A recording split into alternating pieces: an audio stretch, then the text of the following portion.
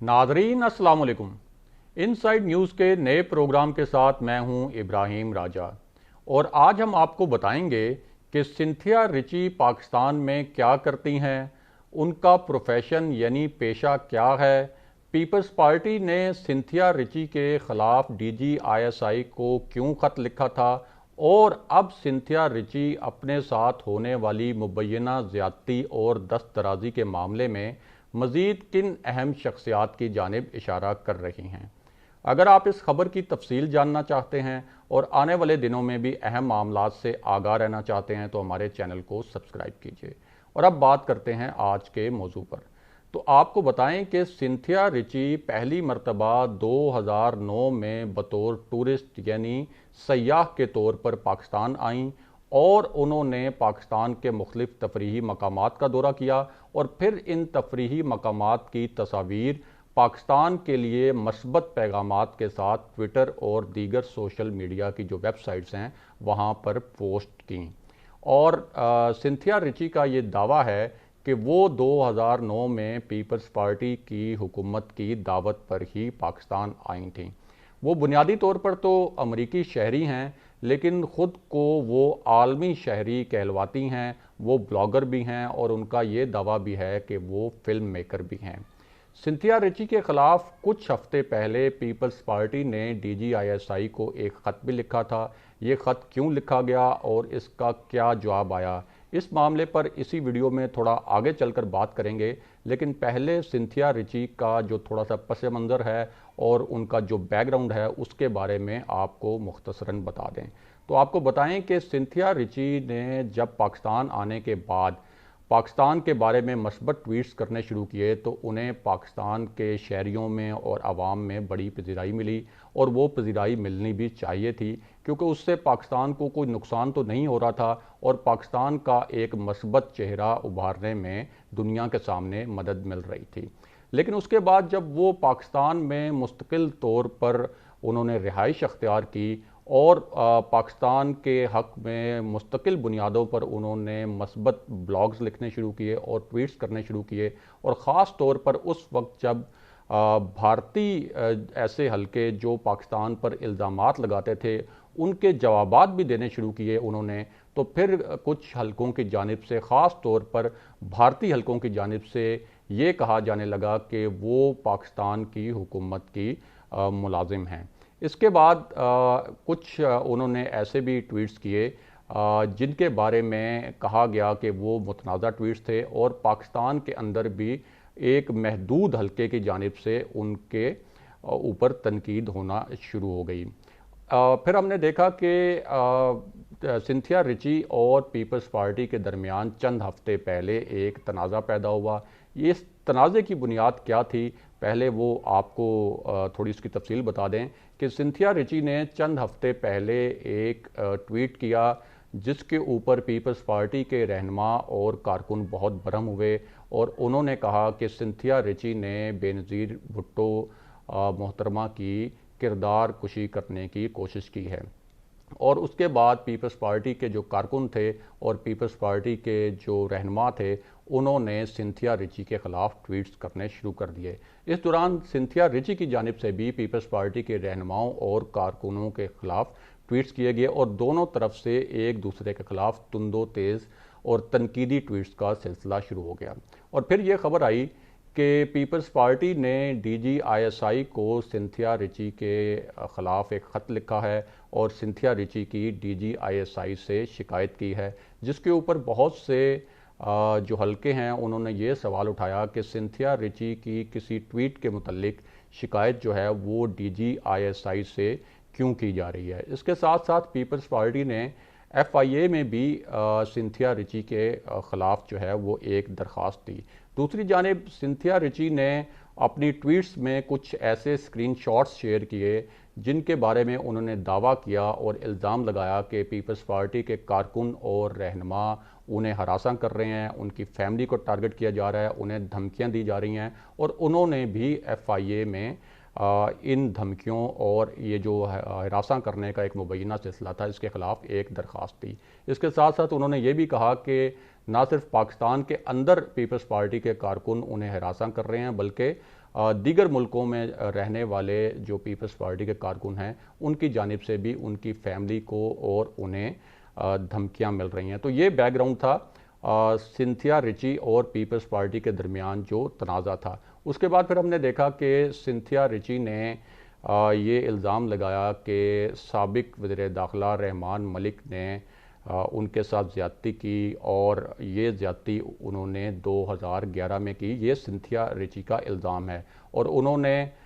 یہ کہا کہ وہ ایک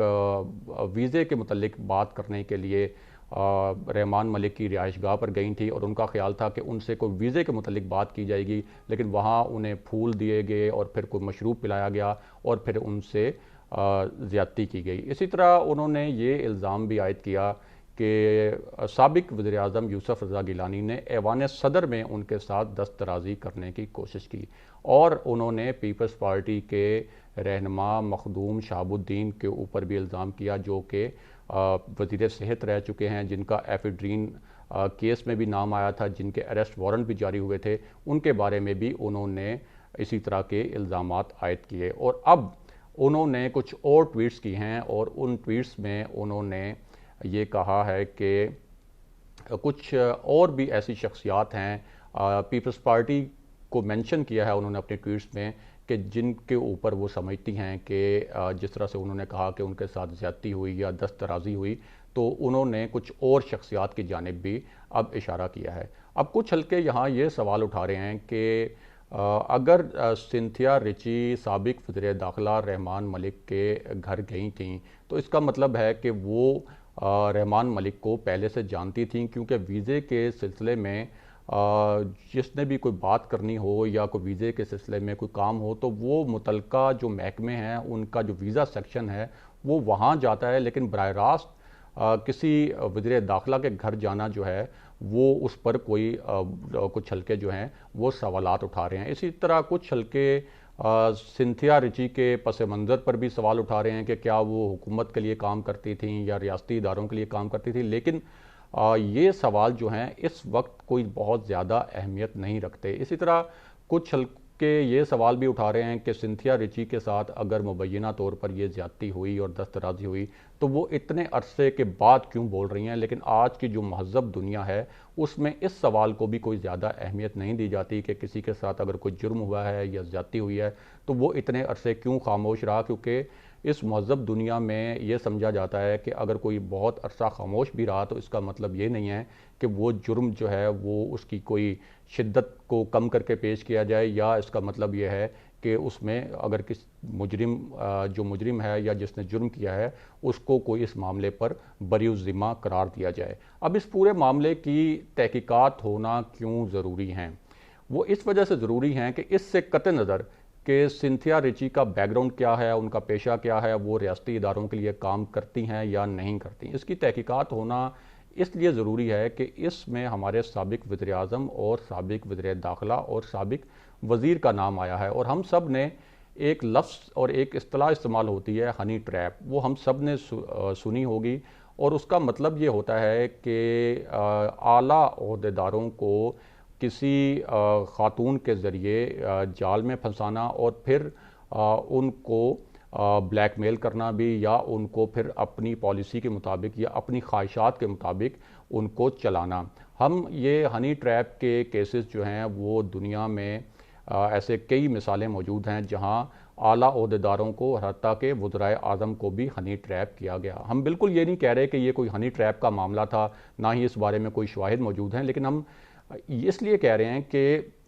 اس معاملے کی تحقیقات اس لیے ہونی چاہیے کہ اگر کسی ملک کے اعلیٰ عہدیدار کو، چاہے وہ مرد ہو یا خاتون ہو، اگر اس کو کسی مرد یا خاتون کے ذریعے جال میں پھنسایا جائے تو وہ قوتیں جو اس اعلیٰ عہدیدار کو جال میں پھنساتی ہیں پھر وہ اس کو بلیک میل کر سکتی ہیں، پھر وہ ریاستی پالیسیوں پر اثر انداز ہو سکتی ہیں، اور یہ جو اعلیٰ عہدیدار ہوتے ہیں یہ غیر ملکی دورے بھی کرتے ہیں، تو ان غیر ملکی دوروں کے دوران بھی یہ خدشہ موجود رہتا ہے کہ اگر کوئی اعلیٰ اہلکار جن کا رجحان اس قسم کا ہے تو وہ وہاں بھی ہنی ٹریپ ہو سکتے ہیں۔ تو اس پورے تناظر میں اس کو ایک بہت بڑا سیکیورٹی رسک قرار دیا جاتا ہے۔ اب اس کا ہرگز مطلب یہ نہیں ہے کہ سنتھیا ریچی کے جو الزامات ہیں اور یہ جو پورا معاملہ ہے یہ کوئی ہنی ٹریپ والا معاملہ ہے یا اس معاملے پر کوئی شواہد موجود ہیں، لیکن اس ایک خاص وجہ سے اس کی تحقیقات ہونا بہت ضروری ہیں کہ سنتھیا ریچی ظاہر ہے کہ سابق وزیر داخلہ کے گھر بھی پہنچیں، پھر ایوان صدر تک بھی پہنچیں، تو اس پورے معاملے کی اگر تحقیقات ہو جائیں تو اس میں کوئی مذائقہ نہیں ہے، اور خود سنتھیا ریچی یہ کہہ رہی ہیں کہ اس معاملے کی تحقیقات ہونی چاہیے، اور ان کے بقول ان کے پاس اس پورے معاملے کے شواہد بھی موجود ہیں اور کچھ واقعاتی شہادتوں اور واقعاتی شواہد کا بھی وہ ذکر کر رہی ہیں۔ اب پیپلز پارٹی کے جو رہنما ہیں یوسف رضا گیلانی، انہوں نے تو کہا ہے کہ وہ سنتھیا ریچی سے کچھ عرصہ پہلے ہی پہلی مرتبہ ملے تھے اور اس کے بعد ان سے ان کی کوئی ملاقات نہیں ہوئی۔ اسی طرح رحمان ملک نے بھی ان الزامات کو بدنیتی پر مبنی قرار دیا ہے، لیکن یہ الزامات اتنے سنگین ہیں کہ اس بات سے قطع نظر کہ وہ کیوں اتنے عرصے بعد بولیں، اس بات سے قطع نظر کہ وہ کیسے وزیر داخلہ کے گھر پہنچی تھیں اور ایوان صدر تک ان کی کیسے ایکسیس تھی، اس معاملے کی تحقیقات ہونی چاہیے تاکہ یہ